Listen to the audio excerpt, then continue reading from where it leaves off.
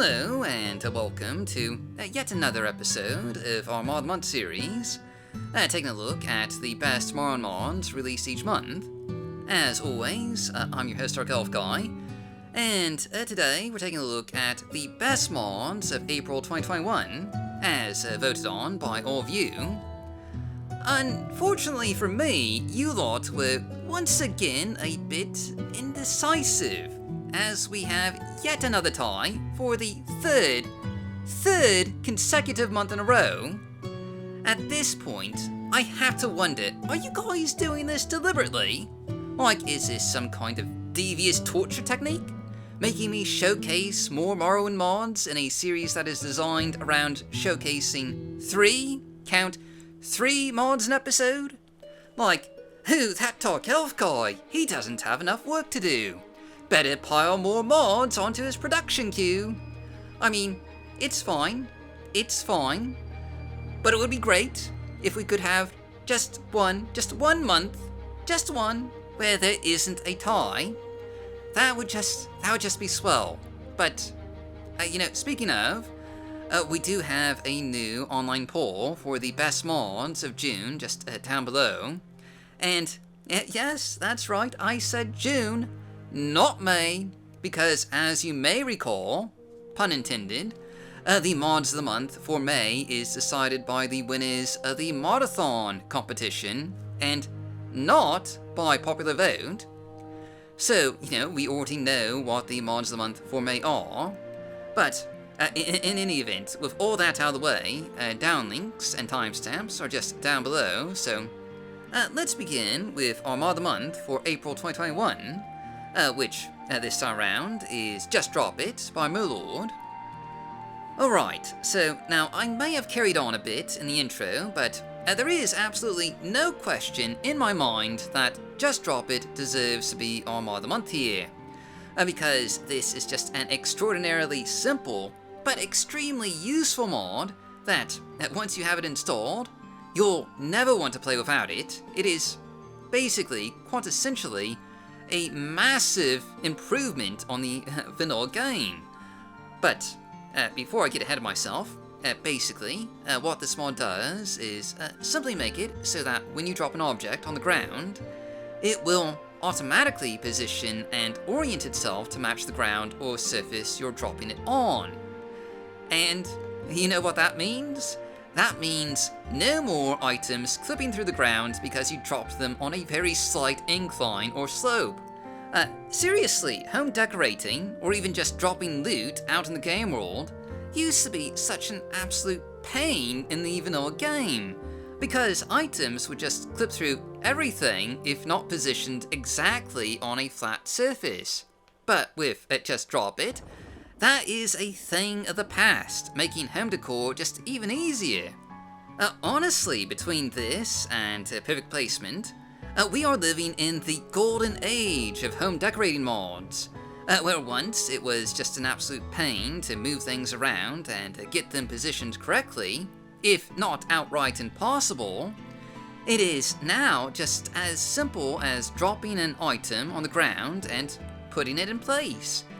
And this doesn't just affect items. Oh no! Just Drop It also affects NPC and creature corpses. So now, when you kill something and they fall to the ground, they'll actually fall to the ground, instead of through the ground. So, if you kill something on a hill, their body will fall backwards onto the hill, not clip through the hill, with just their legs sticking out for you to try and desperately, try and loot, like in the vanilla game. I can't understate how fantastic this mod is. It is such an amazing convenience and slice of life feature that it is definitely becoming a permanent part of my Morrowind install. And I really can't recommend it enough. Without question, this more than deserves to be our mod of the month for April 2021. What are you doing? Just go check it out already. Install it. But, moving on, we once again have a tie for second place, and our second choice for the mod of the month is the Blight by Greatness7 and OperatorJack. This was actually a submission for the 2021 Spring Mod Jam, hosted in early April. And indeed, every other mod in today's video is actually a Mod Jam mod, which just goes to show that even when given a 48-hour deadline, modders can come up with just some pretty amazing mods. But anyway, the Blight specifically is an overhaul of just how the the Blight works, and for that matter, looks in Morrowind, with both new gameplay mechanics and cosmetic visuals associated with the Blight. Now, the Blight is much more contagious, being carried by the Blight winds from Red Mountain. So you have a high risk of catching the Blight if you're outside during a Blight storm. Not only that, but NPCs and creatures can also catch the Blight from Blight storms, and you can become infected by just having a close interaction with an NPC, or vice versa. You could infect NPCs with a Blight just by talking to them if you're, already infected. NPCs will wear face masks during Blight storms to try and protect themselves. And of course, all normal outdoor services are just suspended during a Blight storm, including travel by a Silt Strider. I mean, how are they going to see? It's just, it's a mess. But perhaps the most eye-catching element of this mod is the new graphics it gives to the Blight disease. For now, when you're infected, you can visibly see the Blight on your character and on other NPCs and creatures, and you can see it progress the longer it goes untreated, with the severity of your Blight, infection just gradually getting worse and worse, providing a terrifying visual element to this already terrifying disease. With such a comprehensive and exciting set of new Blight mechanics and graphics, it's no wonder this was voted as our second choice for the Mod of the Month. And, it more than deserves your attention. But moving on to our second choice for the Mod of the Month, Redoran Exile Armor by Ruffinvangarr. This was again, one of the more popular mods from the Spring Mod Jam. Redoran Exile Armor adds a new set of, you guessed it, Redoran armor to the game, that you can find on a corpse in an ancestral tomb.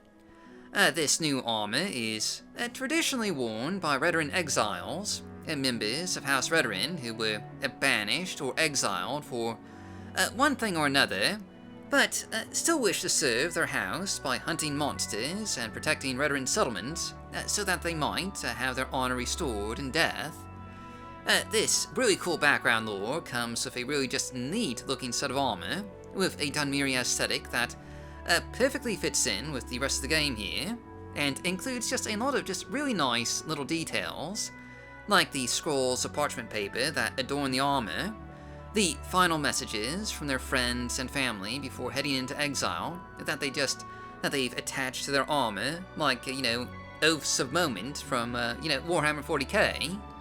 With such a neat design and some really great lore, it's little wonder that Redoran Exile Armor was chosen as our second choice for the Mod of the Month, and it's certainly worth just adding to your collection here.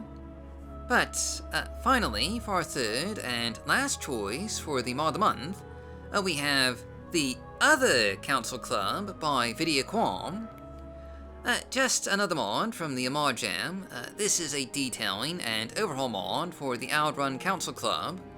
Probably one of the more overlooked taverns in the vanilla game, if only for the fact that when you think of the Council Club, you're probably thinking of the Balmora Council Club, which just has a lot more quests, dialogue, and characters attached to it, and has coincidentally been the subject of more than a few mods.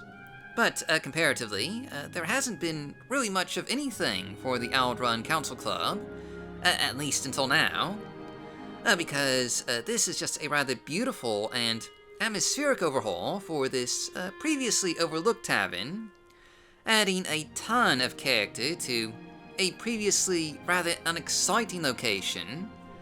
And now you'll find a secluded seating with cushions and curtains where a handful of patrons can just have a quiet conversation. Tons of atmospheric lighting, animated sitting NPCs, darkened, smoke-filled back rooms, and lots of just little, distinctly Dunmere details to lend to this, tavern's aesthetics. This is just one of a number of interior overhauls released this year to atmospherically redesign a number of vanilla game locations, taverns, and shops. And without question, it's a great enhancement of the Outrun Council Club, and certainly one of the best interior overhauls released in April, hence why it's our third and final choice for the mod month. But anyway, that's just, that's our last mod for today, so as always, down links are just down below, and don't forget to vote for the best mods of June.